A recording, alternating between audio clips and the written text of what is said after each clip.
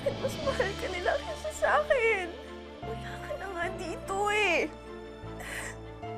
Sino si Lira? Ikaw si Lira. Ikaw ang anak ko. Ako ang nanay mo. Doktor, ano nangyayari sa kanya? Lira! Lira! Lira, okay ka lang? Anak! Labas muna tayo para mapabigyan natin siya ng space. Lira, lie down. Regulate her. Halika na muna. Halika na muna, Zilin.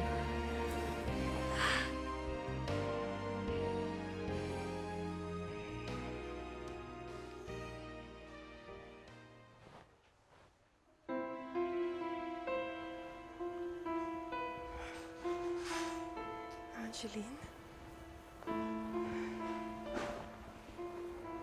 Hi, Mommy.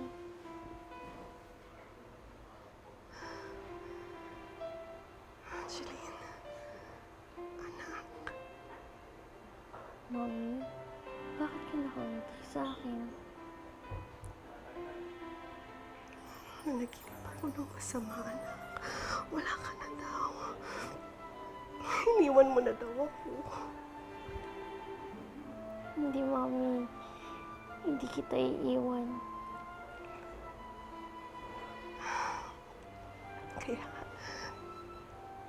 Kaya ang saya-saya ko, anak.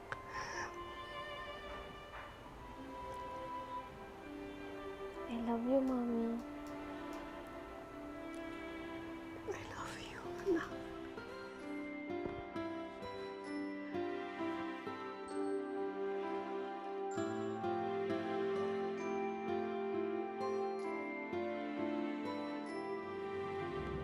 Ma?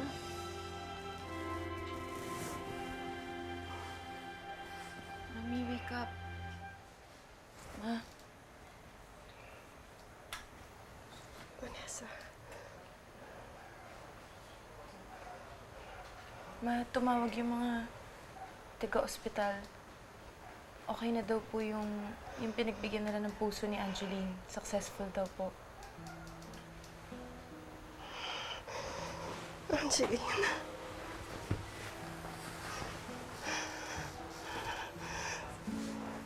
Ma, okay ka lang? Nandito ang kapatid mo. Niyakap niya ako. Sinabi niya hindi niya ako iiwan. Andito siya. Niyakap niya ako. Ma, wala na si Angeline. Iniwan niya na tayo, ma. Nananaginip ka lang.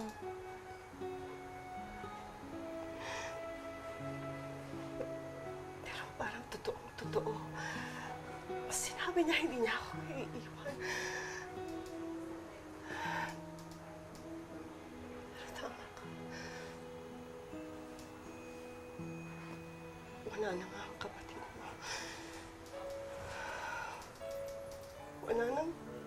Wala nang tatawag sa akin ang mami.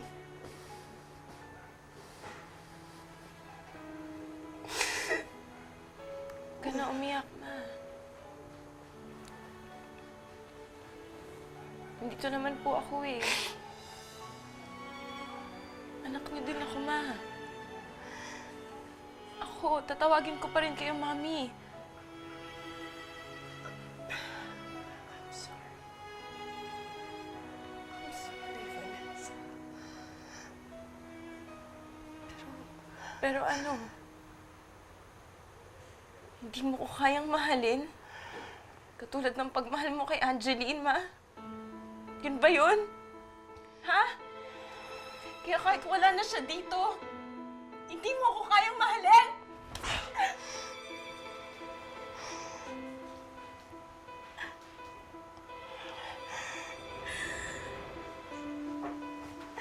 Roxanne. Anak niyo pa rin ako!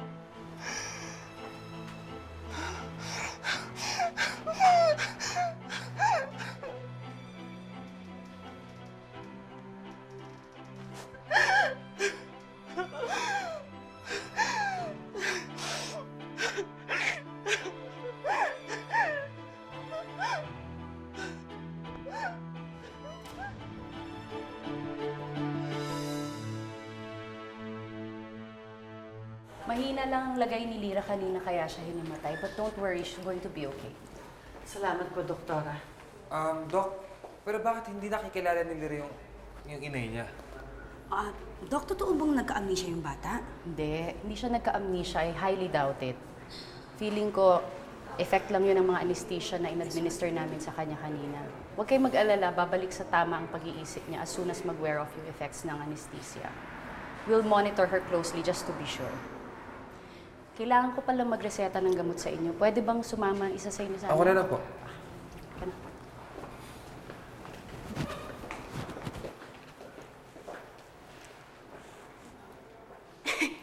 Grabe itong si Lira, nakakatuwa. Kakaloka yung batang yan. Akala ko talaga nagka-amnesia na. Walang amnesia si Lira. Kaya mas lalo akong natatakot. Ano namang kinakatakot mo? Iligtas na yung anak mo. Becky, nung sinabi niya sa akin kanina na nakikilala niya ako na ako ang nagligtas sa kanya, hindi si Lira ang nakita ko. Si Angeline, parang si Angeline ang kumakausap sa akin. Diyos Marios, ano ka ba? Ano gusto mo palabasin, ha? Na si Lira, parang sinaliban ng kaluluwa ni Angeline, ganon? Tigilan mo ko, ha? Huwag mo akong takutin, ha? Pero bakit ganun ang sinabi niya? Bakit ganun? Anesthesia. Anesthesia! Hindi mo ba narinig yung sinabi ng doktor? Doktor na nagsabi, oh. Ayaw mo pa maniwala? Kaya pwede ba, Seni? Tigilan mo yung kung ano yung mga nasa isip mo na yan. Naku, tigil-tigilan mo ko niyan dahil hindi magkakatotoo yung mga iniisip mo. Dahil walang possession. Pati ako tinatakot mo. Epekto po ng anesthesia, kaya windang ang utak ng anak mo at hindi ka nakilala kanina. Yun lang yun, sabi ng doktor, at yun ang isaksak mo sa utak mo. Pwede? Halika na.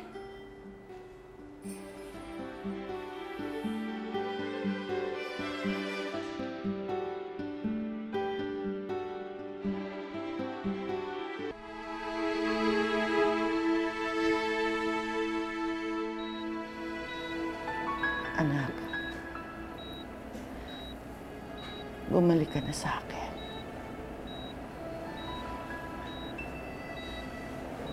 Huwag kang bibitaw. Napakalayo na nang narating natin para mawala ka.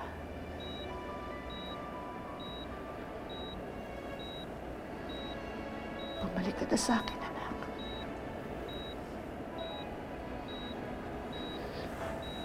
Bumalik ka na sa nanay, anak. Please.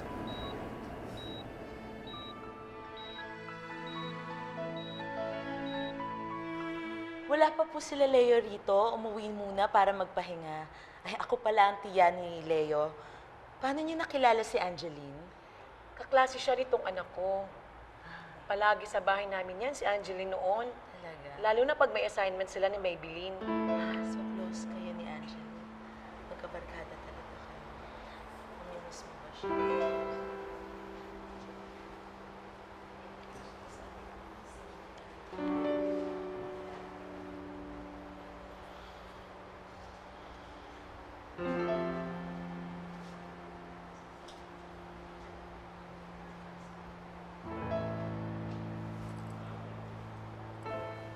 Angeline. Pinagalitan ako ni Mama kanina eh.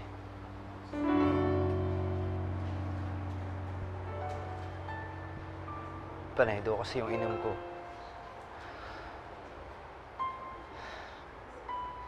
Ikaw naman kasi, tigas ng ulo mo.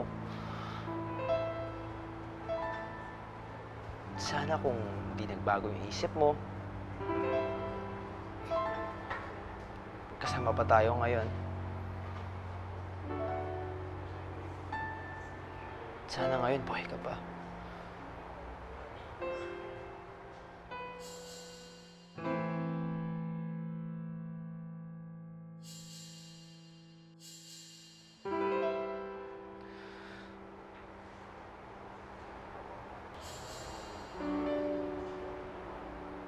na ako ngayon.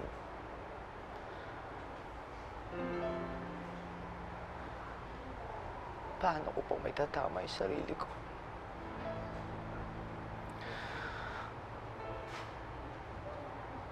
Paano ko ba may babalik ulit yung buhay mo? Paano, Angeline? Paano ka mabubuhay? Para hindi ko sisihin yung sarili ko sa nangyari sa'yo.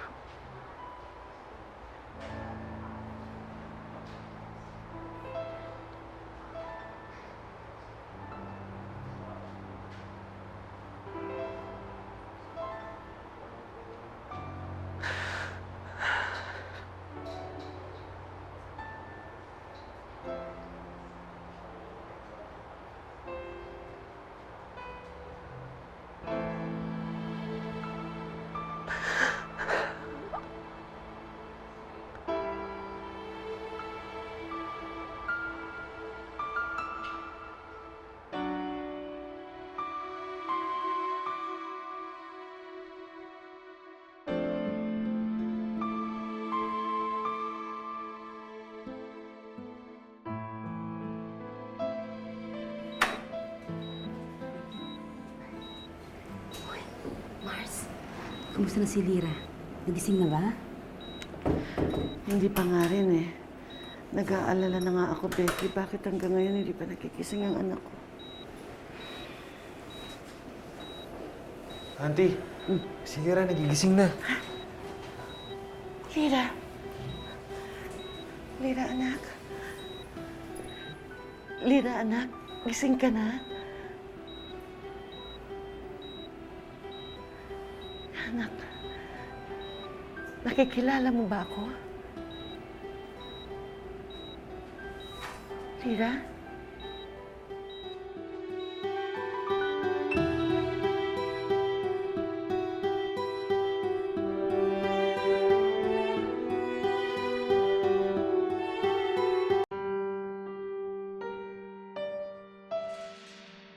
Anak, magsalita ka. Nakikilala mo ba ako?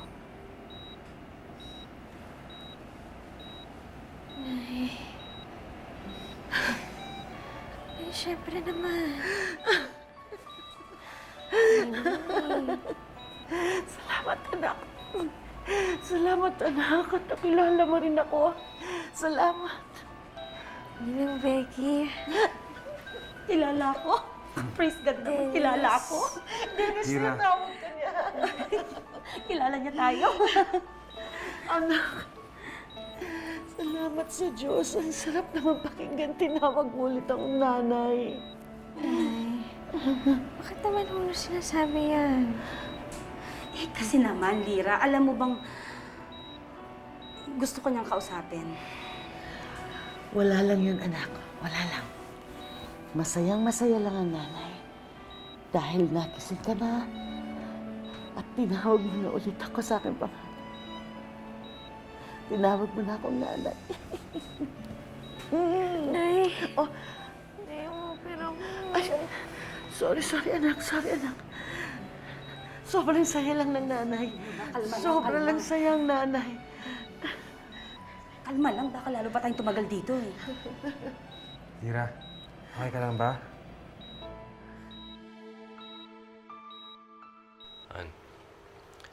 Alam ko mabigat yung pinagdaraanan mo. Pero gusto ko lang din ipaalala sa'yo na lahat naman tayo apektado eh. Tayong buong pamilya. Pare-pareho tayo nasasaktan. Kahit na si Vanessa nahihirapan din. Magkaiba kami ng nararamdaman, Leo.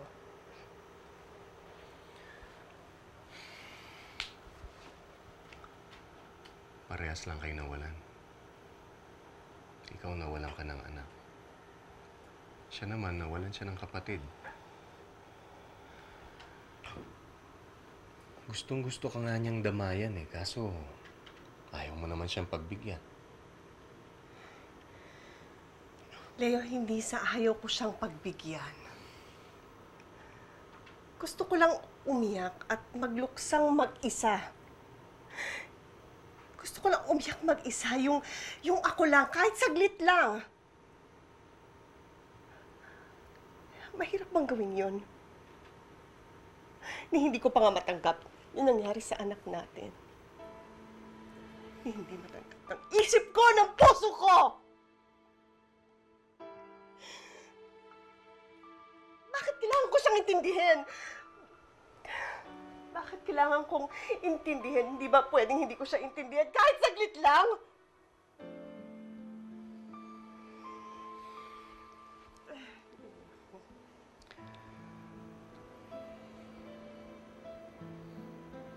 Ikaw na ang mami ni Vanessa ngayon.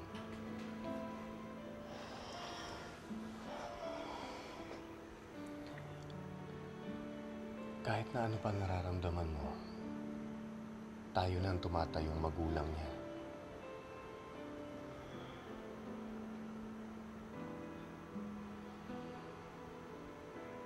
Mahal na mahal ka ni Vanessa. Mahal ko rin siya, Leo. Ayun naman pala eh. Bakit hindi mo ipakita sa kanya? Iparamdam mo sa kanya ang pagmamahal ng isang ina.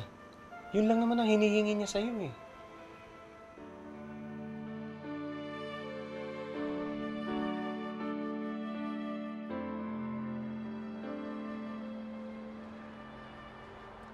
Juice? Baka nauuhaw ka, Iho. Salamat po.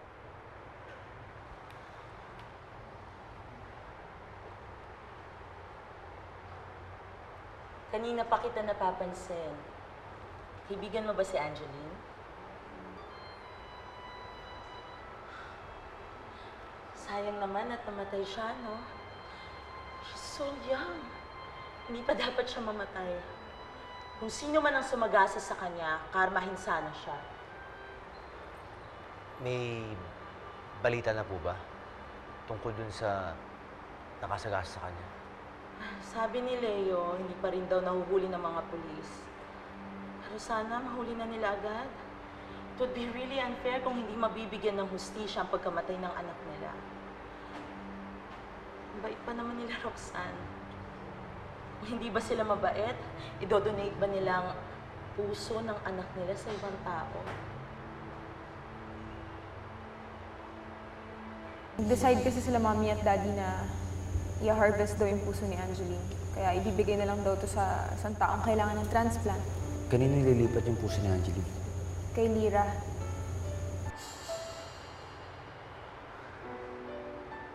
Lyra ho. Lyra yung pangalan nung pagbibigyan ng puso ni Angeline. Well, kung sino man yung lirang yan, maswerte siya dahil meron siyang pangalawang buhay. Actually, maswerte rin sila, Leo. Dahil kahit patay na si Angeline, hindi pa rin sila tuluyang iniwan ng anak nila. Ang puso ng anak nila ay buhay na buhay pa rin.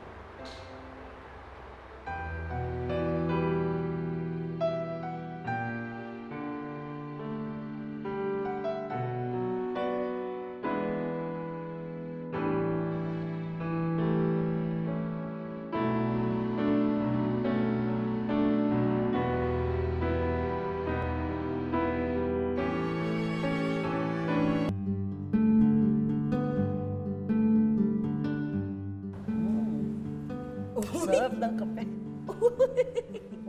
Uy, umi-smile na yan, oh. Ang tagal ko lang din nakita yan. Eh, paano? Wala namang dahilan para ngumiti. Pero ngayon, meron na. Tama ka nga, Becky. Yung anesthesia ang dahilan kung bakit hindi ako nakilala agad ni Lyra. Pero ngayon, saya na ako, okay na. Ligtas na ang anak ko. Nagbalik na ang wisyo ng anak ko. Ano ka ba? Nasapian ng anak mo. Kasi ang praning-praning mo eh. Sino hindi mapapraning? Ikaw kasi kung ano mo sinasabi mo, poses, kung ano-ano. Diba? Nakakaloka ka naman talaga. Pero pa nga dito! Hospital ito. Hospital ba ito? Ladies' drink! Wala na ba iba? O kape ulit hanggang manginig tayo. Na-miss ko yan, Becky. Oo. Minsan nga, gawin nga natin yan para makapag-relax nga tayo. Hindi, na-miss ko yan. Ano? Yung mga sinasabi mo. Ganon. Vanessa, bakit di ka pa nagbibihis? Di ka ba sasama sa amin ng daddy mo pabalik sa burol?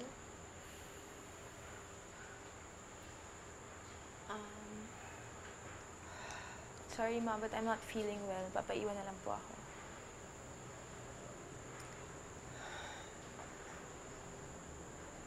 Tungkol dun sa nangyari kanina. I'm sorry, hindi ko sinasadyang saktan ka. Gulong-gulo lang talaga ang isip ko sa lahat na nangyayari. At hanggang ngayon, hindi pa rin ako makapaniwala sa lahat ng ito. Kaya't pati ikaw napagdiskitahan ko. I'm sorry. I'm sorry, Vanessa. I hope you understand. Of course, Ma.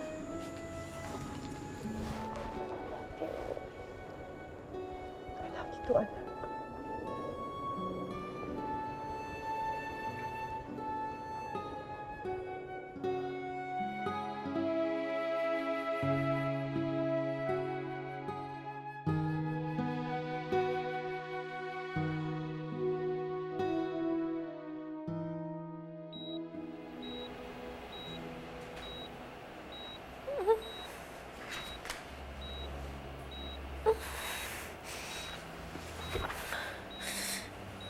Mira?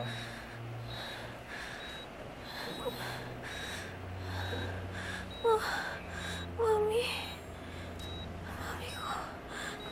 Mira? Mami ko. Mami.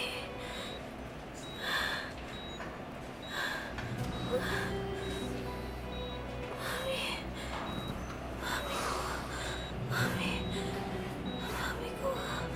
Mami ko. Mami ko.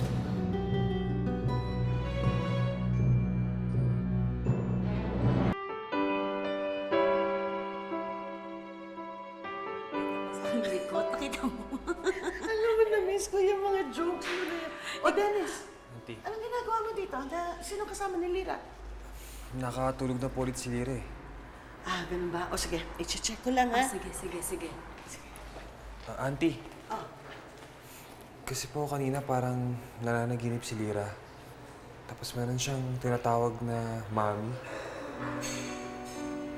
Panay hanap niya ng mami. Mami? Sigurado ka ba ang sinabi niya, Mami? Oo. Kaya nga po nagtataka ako eh. Di ba ina yung tawag niya sa inyo? Pero bakit mami yung hinahanap niya?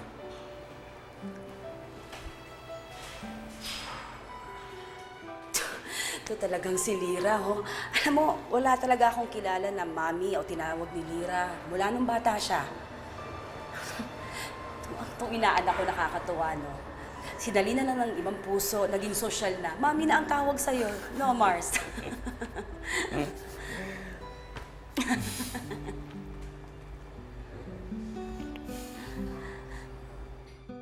Buti na lang okay na kayo uli ni Vanessa. Tatlo na lang kasi tayo eh. Dapat ko ano man na maging problema, pinag-uusapan. Ganyan naman ang pamilya, hindi ba? Ngayon, nabanggit ba sa'yo ni Zenny kung saan yung kali na nangyari ng aksidente ng anak mo? Bakit? Dalhin mo ako doon. Gusto kong makita kung saan nangyari yun.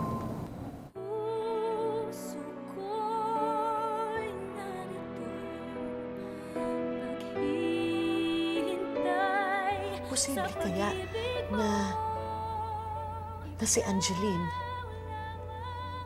ay mabuhay muli dahil sa kanyang puso, pero ngayon, sa katauhan ni Lira? Sino si Lira? Tsaka, saan siya may kita? Bakit mo ba tinatanong sa akin lahat to? Gusto ko siyang dalawin. Prince? Bakit mo naman ako tatawagin, Prince?